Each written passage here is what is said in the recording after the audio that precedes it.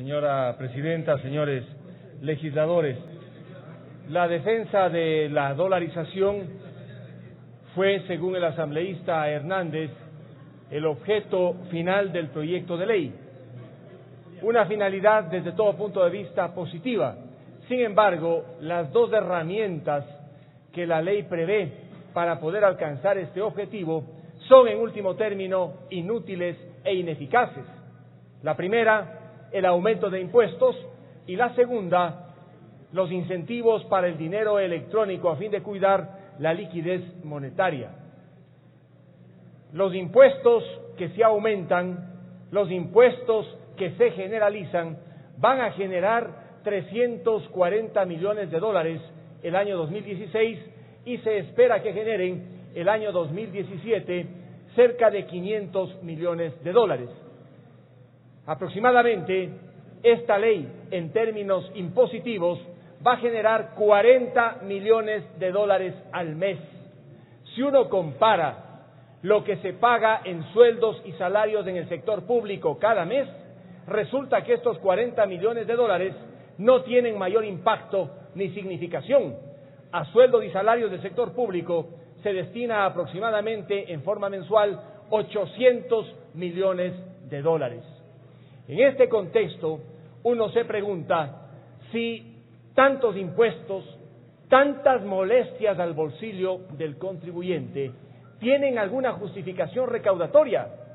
Subir el ICE, ampliar el cobro del impuesto a la salida de capitales para aquellos que sacan fuera del país sobre los $1,100, ¿se justifica para una recaudación tan magra, una recaudación tan baja? El ministro de Finanzas, el día viernes en Radio Sonorama, hizo una distinción desde el punto de vista didáctico interesante, pero que no explica el gran problema fiscal que tiene el país. Él dijo que se debe diferenciar entre el déficit presupuestario, el requerimiento fiscal y la brecha. Dijo que el déficit presupuestario no pasa de los 2.400 millones de dólares. Si se suman los pagos que tienen que hacerse por amortizaciones de capital y por capital, se llegaría aproximadamente a 7.000 millones de dólares. Y señaló que el presupuesto del año 2016 está financiado, que el problema del 2016 obedece a que tienen que cubrirse pagos atrasados del año 2015. ¿Es completamente cierta esta afirmación? Hubiera sido deseable que en el informe de la comisión se hiciera constar el problema y la magnitud, no solamente del déficit fiscal, sino de todos los requerimientos que se necesitan el año 2016. Analistas de muchísimo prestigio dicen que los pagos de este año, incluido el déficit, los requerimientos y los atrasos, superarían los 11.000 millones de dólares. Cuando el periodista le preguntó al ministro, con 340 millones de dólares, ¿va a cubrir este hueco de 7.000 millones de dólares? Él dijo, los 340 son parte de un gran programa. El año pasado disminuimos gastos en 3.200 millones de dólares. Aumentamos ingresos en 1.200. Además, con las salvaguardias, mejoraron los ingresos tributarios. Por lo tanto, al ser parte de un programa integral, esta elevación de impuestos que trae la Ley de Equilibrio para las Finanzas Públicas, de nada debemos preocuparnos.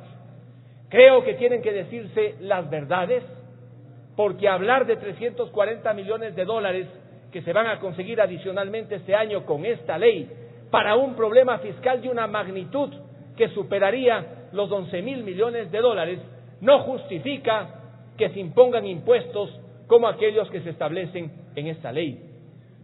El otro problema, el del dinero electrónico. En sí mismo, el dinero electrónico es legítimo, debe usárselo.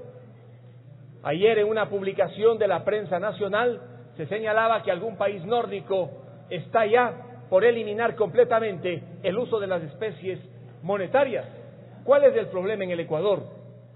Que el dinero electrónico no se administra en función de los depósitos que podría tener cada usuario en la banca privada en sus cuentas, sino que el dinero electrónico es administrado por el Banco Central.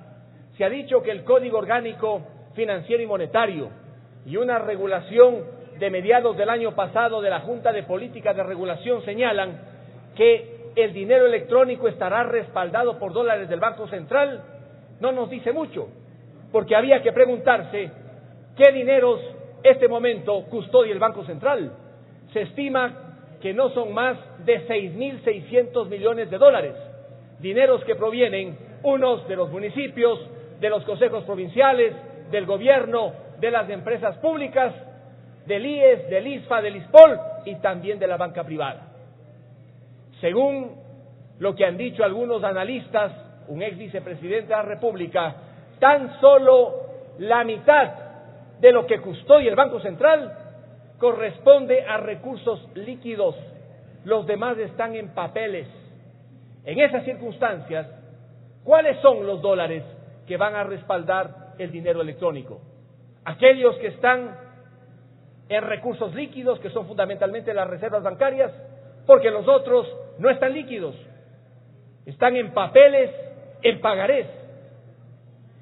Este es un tema de fondo, porque bien pueden decir en la regulación que aprobaron el año pasado en la Junta de Política Monetaria y de Regulación que habrá el respaldo al dinero electrónico con los dólares que tiene el Banco Central. La pregunta, ¿cuáles dólares?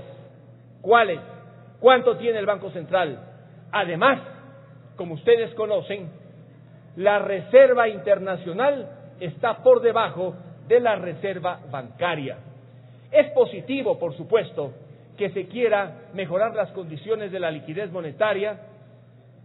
Como todos conocen, la oferta monetaria se compone con los depósitos a la vista, que suman cerca de 7.200 millones de dólares, y las especies monetarias en circulación, que bordean los 11.500 millones de dólares.